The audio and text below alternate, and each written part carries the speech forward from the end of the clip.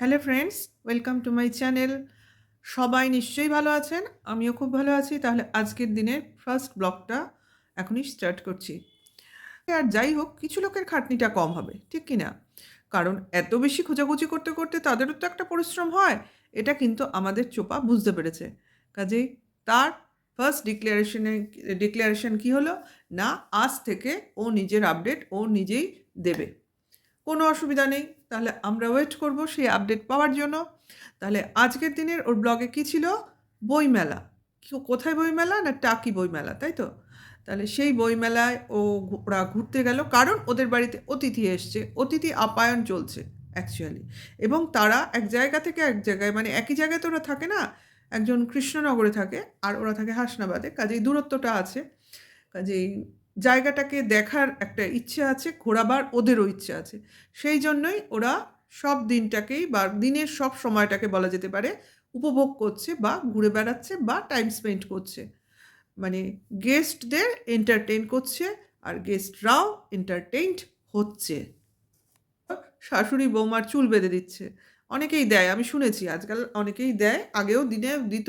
কিন্তু তার মধ্যে তোমার আন্তরিকতাটা বোধহয় এত ছিল না, শাসনটা বেশি ছিল। এখন কিন্তু লোকে আন্তরিকতার সঙ্গে করে দেয়। অনেকে বলতে পারে আমাদের চোপা কিন্তু প্রথমেই বলে দিল ওর ব্যাগে কত টাকা আছে। তাহলে ও যে কেনাকাটাগুলো সব করেছে, সব তো ওই টাকায় মনে হয় না হওয়া সম্ভব আছে। তার মানে ওর বাবা-মার কন্ট্রিবিউশন আছে। সবাই বলতে পারে যে সবকিছু চোপার পয়সায় হচ্ছে, তা কিন্তু নয়। তার জন্য ও ব্যাগ খুলে, পার্স খুলে, টাকা গুনে আমাদের দেখিয়ে দিল। ঠিক আছে? এদের মাথায় কারা ঢুকিয়েছে যে এস সরকার টিনাদের বাড়িতে থাকে? মানে কে যে ঢুকিয়েছে আর কোথা থেকে যে খবর পেয়েছে, বলিহারি এদের। এরা বলে বলে চিল্লিয়ে চিল্লিয়ে কেউ বোঝাতে পারছে না যে ওখানে থাকে না বা থাকা সম্ভব না। কেনই বা থাকতে যাবে? প্রয়োজন কি? যখন সময় আসবে তখন দেখা যাবে।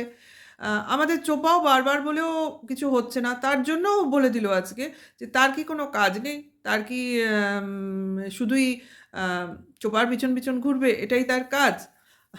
অদ্ভুত ব্যাপার। বলতে হয় মানুষকে। যখন মানুষ বোঝে না, বদ্ধপরিকর হয়ে যায়, আম যে এইভাবে লোককে আমরা ব্রেন ওয়াশ করব। মানে কোনোভাবে আ আমাদের চোপাকে খুব ক্যারেক্টারলেস, ভীষণভাবে ক্যারেক্টারলেস প্রমাণ করে দিতেই হবে। এবং তারা যেটা বলেছে সেটাকে একদম বদ্ধমূল করে তুলতে হবে। তার জন্য এই প্রচেষ্টা তো। কিন্তু করে কি লাভ? যার সঙ্গে হচ্ছে, যার সম্বন্ধে বলছে, তো সে ওখানে এক্সিস্টই করে না, অথচ তাকে সেখানে দেখা গেছে। বিভিন্নভাবে বোঝানো হচ্ছে ভিউয়ার্সদের, এবং ভিউয়ার্সরাও সেগুলো খাচ্ছে কি খাচ্ছে না বোঝা যাচ্ছে না, কিন্তু তারা দেখছে। কি করা যাবে? লোকে বললে তো দেখতেই হবে। সেভাবে বললে আমার ভিডিও তো লোকে দেখতে আসে। যখন দেখে, দেখে, মানে যার মনে হয় দেখার মতো সে দেখে, আর যার মনে হয় না দেখার মতো না সে বাজে কমেন্টস করে বেরিয়ে যায়। এটাই তো হয়। সবার কমেন্টস বক্সেই একই জিনিস ঘটে, একই জিনিস চলে। যাই হোক, যখন সে বারবার বলে যাচ্ছে যে, "না, এটা হচ্ছে না", তবু সেটাকে আ প্রমাণ করতেই হবে। না, এটাই হচ্ছে, মানে আ যার সঙ্গে হচ্ছে সে মিথ্যে কথা বলছে। বইমেলায় গেল ওরা। সবাই মিলে গেল। বইমেলায় বই থাকবে এটাই স্বাভাবিক। বইয়ের স্টলগুলো চোপা ঘুরিয়ে, ঘুরিয়ে দেখছে। এটা কিরকম কথা হলো চোপা? বইমেলায় বই থাকবে না তো কি থাকবে? আবার বইমেলায় গেলে অথচ কেনাকাটি করলে কাপ। বই একটাও এলো না কিন্তু সঙ্গে। এটা তো ঠিক হলো না। কন্ট্রোভার্সি করতে বসেছি। কাজেই সবসময় যে গুণগানই গাইতে হবে এমন কিন্তু কথা নেই। বইমেলায় যখন গেছো বই কেন নেই? শুধু কি খাওয়ার জন্য গেছো আর কেনার জন্য গেছো? তা তো না, এটা তো ঠিক জিনিস না। না বইয়ের স্টলে ঢুকে সেভাবে বই দেখালে, না কোনো কিছু কিনলে, অদ্ভুত ব্যাপার। এটা তো বইমেলার ভীষণভাবে অপমান। এটা বলতেই হয়। কারণ তোমার আসলে আমাদের কি হয়েছে, এই মোবাইলের জন্য বইয়ের নেশাটা টোটালি গেছে। হ্যাঁ, বইয়ের নেশাটা টোটালি গেছে। আমাদের মতো বই পোকা বা বই খোরদের যখন বইয়ের নেশাটা গেছে, তাহলে এখনকার জেনারেশন তো বই ধরবেই না। কারণ আমাদের যে এই পাওয়ার দেখছেন ভিউয়ার্সরা, এই বইয়ের জন্যই এসছে। আজ থেকে তো পাওয়ার নয়, সেই ক্লাস বলব না, বয়সটাই বলি। ৮ বছর বয়স থেকে চশমা, তাই তো? হ্যাঁ, কাজেই সেই বই পড়ার জন্য তখন তো আমাদের সময় এত মোবাইল, মানে মোবাইল ছিলই না। মানে টিভিও এত দেখতে দিত না বাড়ির থেকে। ওই লুকিয়ে চুরিয়ে বই পড়া, ওইটা ছিল অসম্ভব নেশা। তার জন্য ওই বয়সেই চোখটা একদম খারাপ করে ছেড়েছিলাম। যাই হোক, সেই বইয়ের নেশা নিয়ে কত কথা শুনতে হয়েছে, আর আজকাল বই ধরার সময় পাই না। এই মোবাইলের জন্যই কিন্তু। তাহলে এই জেনারেশনকে আম মানে কি দোষ দেব? এরা তো বই মেলায় যায় শুধু ঘোরাফেরা, খাওয়া আর ছবি তোলার জন্য। বই কেনার মানে টেনডেন্সিটা কম থাকে। যাই হোক, বই মেলায় গিয়ে ও কানের দুল, হার, ক্লিপ এইসব দেখাচ্ছে। অদ্ভুত! এমনি মেলাতে গেলেও তো হয়। বইমেলায় তাহলে যাওয়া কেন? টিকিট কেটে ঢুকে বইমেলায় ঢুকে ওইসব কিনে নিয়ে এলো। যাই হোক, যার, যার ব্যাপার সে করবে। কিছু করার নেই। কিন্তু এটা খুব একটা ভালো লাগলো না। বইয়ের অপমান, বই মেলার অপমান অ্যাকচুয়ালি এটা। যাই হোক, আ সবাই মিলে খুব সুন্দর ঘুরলো। ঘুরে-টুরে তো আবার টোটো করে সবাই মিলে খাবার-দাবার নিয়ে চলে এলো। বাবা বাড়িতে ছিলেন, বাবার জন্য নিয়ে আসলেন। বাবা কিন্তু খুবই আ আমুদে লোক, যাই বলুন না কেন। আ পুলিশের চাকরি করলে কি হবে, মুখটা গম্ভীর করে থাকলে কি হবে, উনি যে বেশ সবার সঙ্গে খুব মিশে মানে মিশুকে টাইপের লোক বোঝা যায়। কম কথা বলেন কিন্তু ভালোবাসেন। যারা কথা বলে তাদের, যারা আ বাড়িতে আছে প্রত্যেকটা লোককে তো অবশ্যই আ আসলে ওটার নামই বইমেলা। সব রকম জিনিসই ছিল। কাজেই সব জিনিস যদি বিক্রি হয় তাহলে কিনতে কি আছে, দেখতে কি আছে?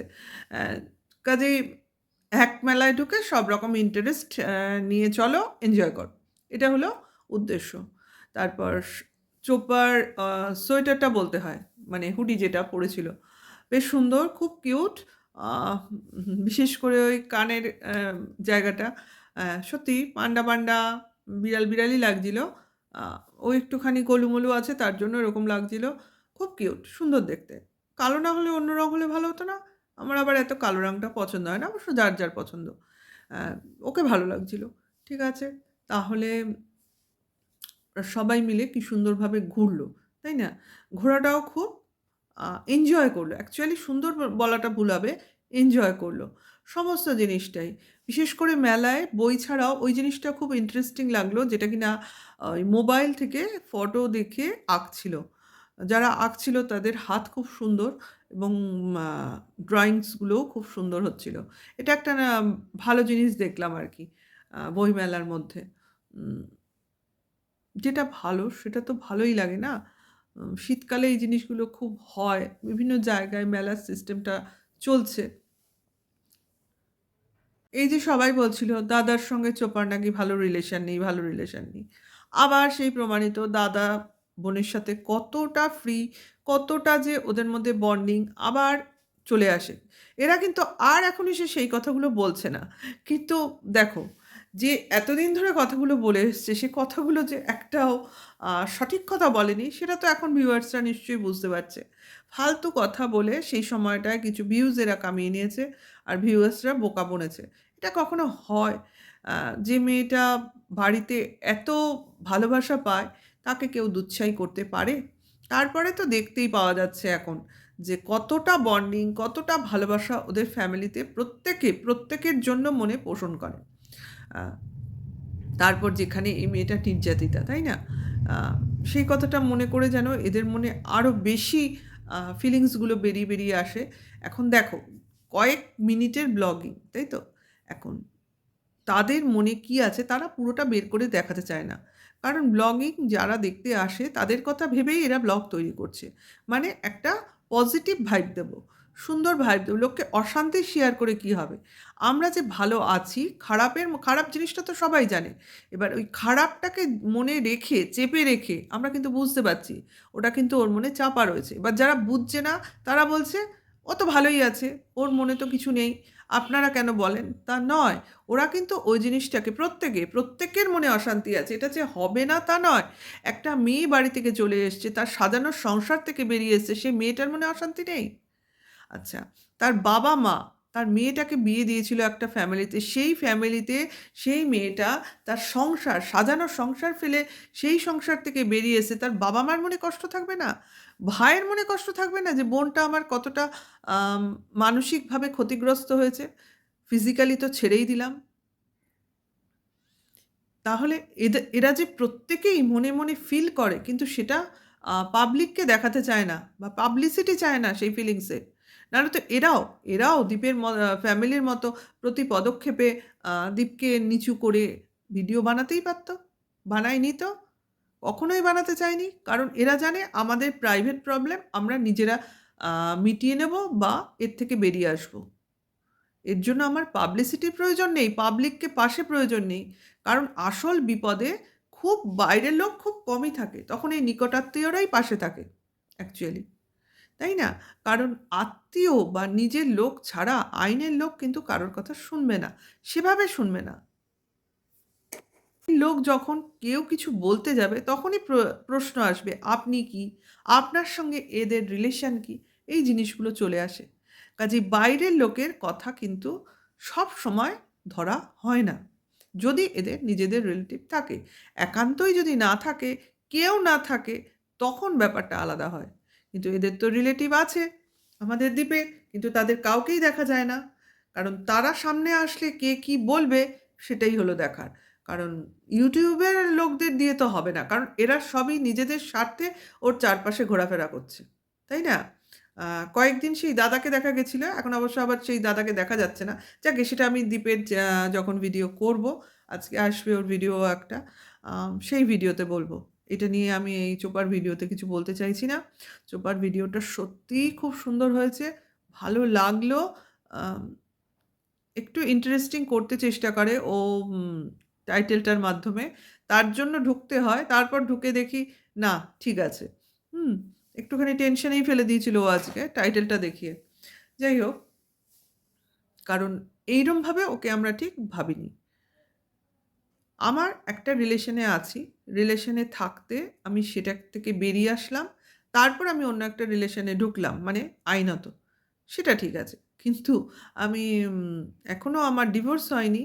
ডিভোর্স না হওয়ার আগে কোনো রিলেশনটা মনে হয় না কেউ ঠিক পজিটিভলি নেবে। অন্তত আমার তো একটু মেনে নিতে কষ্টই হবে। কারণ আগে সব মিটে যাক, তারপরেরটা পরে ভাবা যাবে। ঠিক কি না? কারণ ওর বয়স এখন কম। একবার জীবনে যে ভুলটা হয়েছে, হুম? বিয়ে করে, সেই ভুলটা ২য় বার করার আগে অন্তত ওর ৩ বার ভাবা উচিত। কারণ বিয়েটাই কিন্তু সব নয় একটা মেয়ের জীবনে। হ্যাঁ, বিয়ে করবে। একটা জায়গায় দাঁড়িয়ে তারপর বিয়ে করবে। এখন আর বিয়ের মনে হয় না, যখন একবার একটা ভুল ডিসিশন হয়েই গেছে, তাহলে সেই জায়গা থেকে যখন বেরিয়ে আসার মতো সাহস, মনোবল দেখাতে পেরেছে, কাজেই নিজের পায়ের তলার মাটিটা আগে শক্ত করতে হবে।